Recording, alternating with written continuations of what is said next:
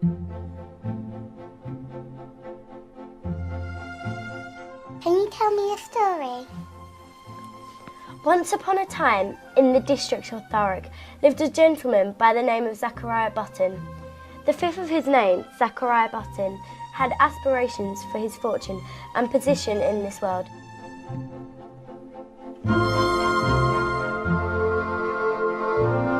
In 1793, he set about building himself his very own castle at the top of the undulating hills that dominated the landscape of Thurrock and overlooked the Thames estuary. This castle would be the making of Zachariah, elevating him onto a national platform amongst gentlemen of stature and firmly placing his estate in Thurrock on the map.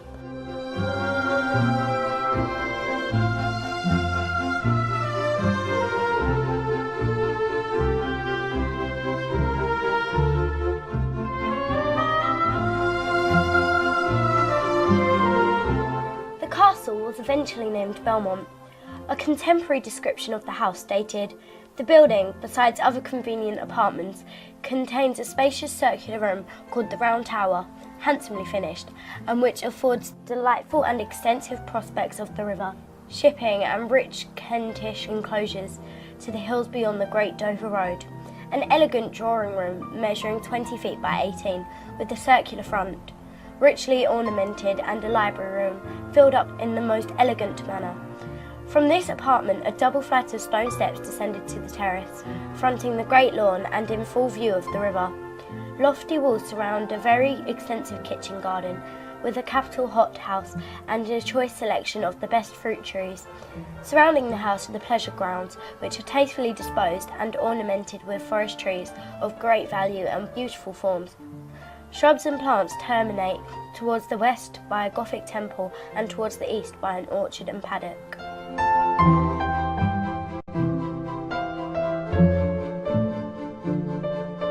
Over the years, Belmont Castle had numerous owners and occupiers who each in their own way contributed towards the evolution of the estate.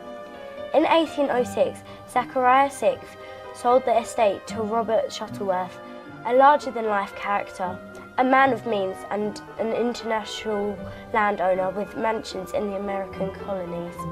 Robert was described after his death at Belmont Castle, 1816, aged 73, as a man of pleasure, of very good taste, and of very wide interests, with an earthy common sense who broke away from the family traditions of public service. Shuttleworth's contribution to the house was to uphold and maintain the lavish surroundings that had been created by Zachariah only 20 years before. He also began the tradition of pleasure, entertainment, and cultivating a society based on London's fashions. After the Shuttleworths, Belmont's most interesting inhabitants came in the form of the Webbs. They occupied the castle for 15 years, from 1836, and during this time they set about bringing culture and music to the rural Belmont Castle. Not only did the Webbs continue to utilise the pleasure gardens for their concerts and events, they also introduced one of the castle's most well-known guests. Alice Steele was born and raised in Aveley, a novelist and pianist of note. Her fame propelled her to an international career that saw her perform at the Crystal Palace Promenade concerts. Through her mother's connection with the Webbs, Alice spent a great deal of time at their Belmont estate, and during this time it can be surmised she contributed greatly to their musical celebrations in the pleasure gardens.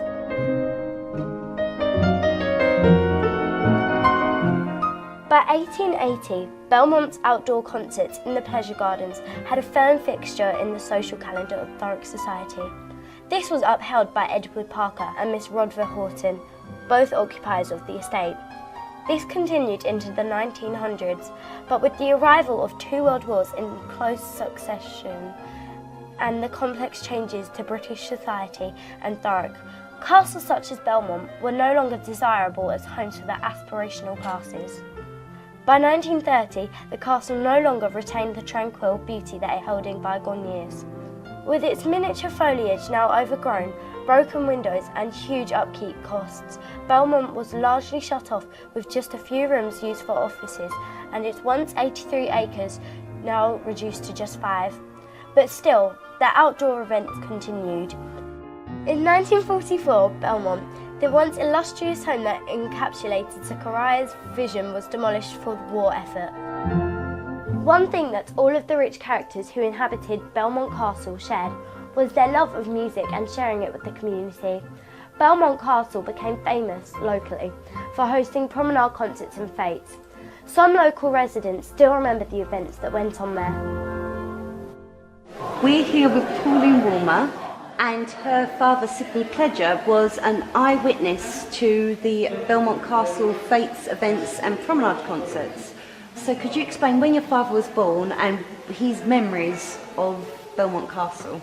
Yeah, he was born in Grays in 1923, which was between the two wars, and so him and all his family and friends were basically poor people working on the land and that sort of thing. And I think many people actually worked at Belmont Castle because they had piggeries and things like that. And once a year they would put on a special ceremony for them, well, basically a festival day. And so all the poor people who would go along, and many of these people didn't even celebrate Christmas because they just didn't have the money. So this was a very special day. My dad was saying that they would have these very big balloons that they could all roll around with, something they'd never seen before because many of the children didn't have any particular toys. And they would have lovely food set out and entertainment, and it was almost like equivalent of going to Disney World today. So, you know, had a lovely time. My granddad, his father, actually swept the chimneys out, and my dad often used to go along to Belmont Castle when I think it wasn't so much habited, but perhaps they kept some rooms free, and he would sweep the chimneys. And my dad was saying he went downstairs and they would be what he described as dungeons. I don't know what they were, but he said it was quite sort of underground things. But he said it was quite an interesting place to be because him and his friends often would go up and play with the pigs, and there was all sorts of activities going on there.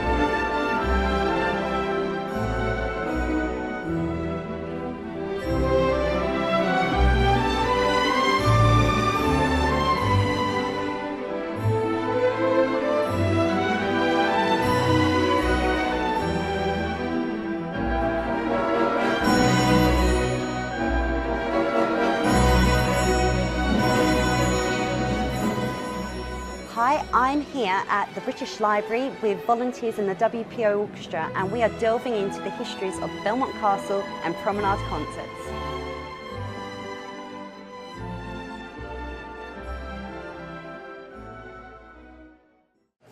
So our volunteers today are Tony and Arwen, and they've now looked in the reading rooms at the original pictures of Belmont Castle. So, ladies, would you like to tell us a little bit, what did you see, what did the castle actually look like? Well, the structure was quite grandeur, and I think it's neo-Gothic style. And when we looked at the layout, very interesting. It was obviously very noble. And looking at I understand that it was about 81 acres originally with the land. And the style of the windows, and obviously it's got the Union Jack at the top. So you can imagine working with Hannah and the research she's done with the pageantry, how splendid and glorious it would have been. It must be amazing. Because the ambience is really good. I mean, Owen, what did you think from looking at the pictures of the... I think it was like good, and there was no kings, no people who actually lived there. No, there was lords that lived there. Do you remember we looked at something and there was some lords and ladies, but that's kind of connected to royalty. But going back to the Thurrock area, what a great place. I mean, we have... Today there is nothing, unfortunately. What a beautiful castle. It was a beautiful castle, yeah. And so going back to 17th century, everything. And then, as we can see through documentation, as years went by, land was sold off because the chalk pits were obviously worth money, and eventually it was the chalk pits that they took the castle down. Yeah, I think looking at it, it looks like 1943. It looks like that was probably demolished around about the war. Yeah, I wasn't sure if it was the war, the Second World War, where it got hit or... Still looking into it. No one can find the reason why. There might have been, some of the research I did, there was something, a bomb did hit one side, one wing, just a little one I looked at today. Also probably getting men to, I mean, if we look at, we've got up here on the screen a copy of the picture we looked at today. If you look at the grounds, I mean, how much upkeep would that have taken? In today's money, thousands. Most of these are bought up by Heritage, Royal Heritage Trust. But if all the men were off to war, they probably would have been really difficult to get people to keep up. But Arwen, we can see here all the pictures of their gardens and their pleasure gardens, I think about there. Now you were looking at the pictures on the Crystal Palace programmes. Yes. And how do you think they could have done their promenade concerts here? Where do you think it would have all gone? So you said there's lots of orchestras earlier on. Yeah. Where do you think the orchestra would have perhaps gone? Right there. Yeah, in front, that Arwen's pointing to the front of the castle. And what else would perhaps go on in these grounds right now? Looking at, what were people doing in the pictures of the pleasure gardens? They were dancing. They were dancing, so lots of dancing perhaps going on in there. Yeah. And can we think of anything else? A lot of them were walking through the gardens magically. Yeah. So I don't know if you've seen these already, but we've brought along some stuff that's not actually in this museum, but perhaps this is some of our research from the Thurrock Museum, and perhaps this was the last picture I just showed to the camera of Belmont Castle just before it's demolished. And you can see how it's changed. What do you think of the upkeep of it there, Arwen?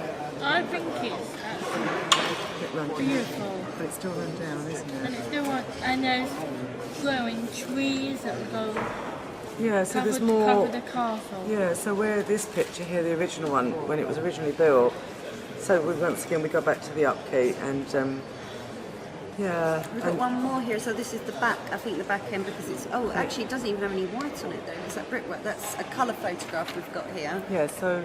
yeah, because you can see the spires at the back, and once again, this is 43, so 17th century, and probably...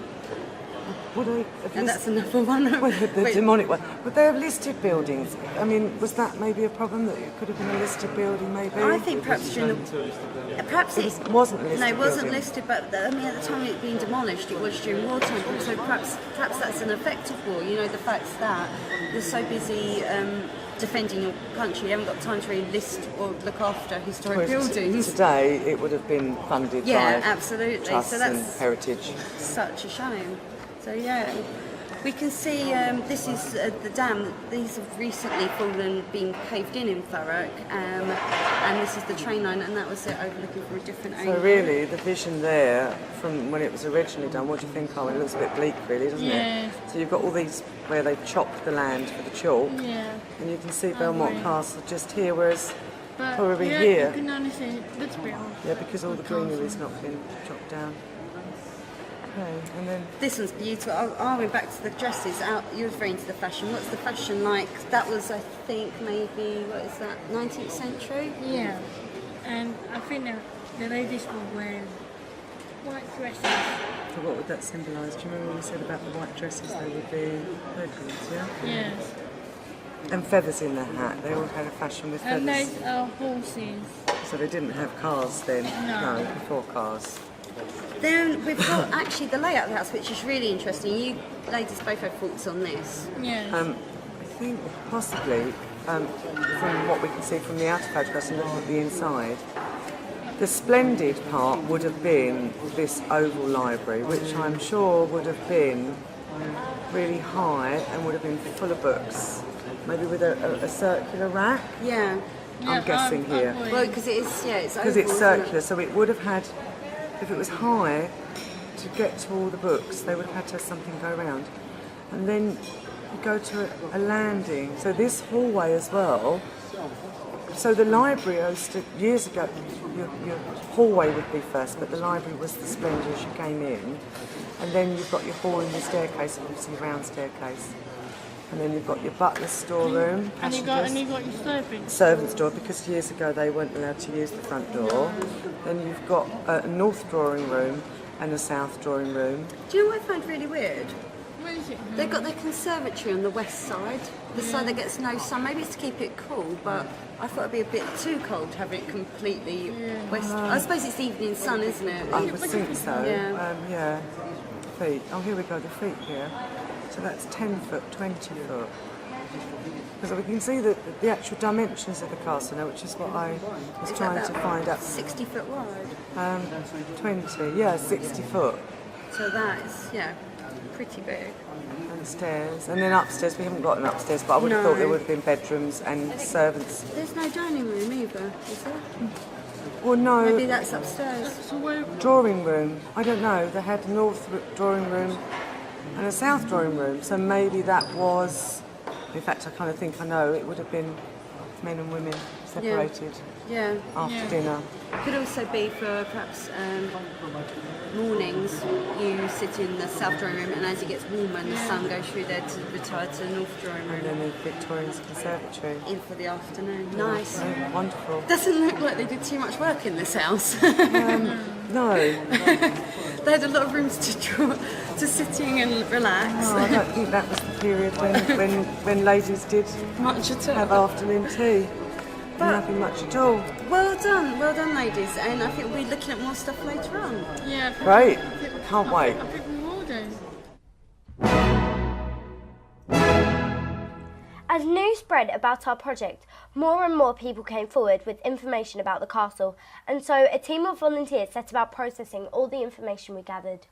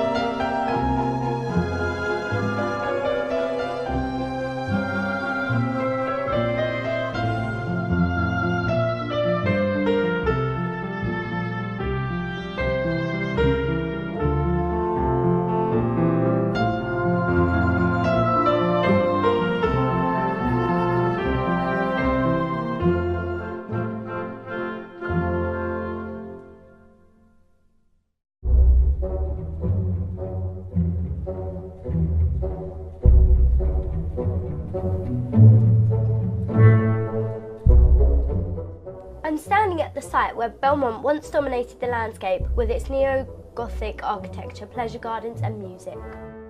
Though Belmont stands no more for one night, it has been brought back to life complete with the promenade concert in their pleasure gardens.